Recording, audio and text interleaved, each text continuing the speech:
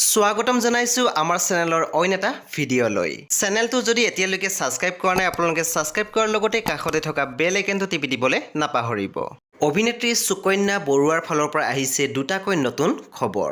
প্ৰথম খবৰটো হ'ল আজি সুকন্যা বৰুৱাই অভিনয় কৰা এটি নতুন ভিডিঅ' গীত শুভ মুক্তি লাভ কৰিছে আৰু সেই ভিডিঅ' গীতটিৰ নাম হ'ল খাপলাং খুপলুং।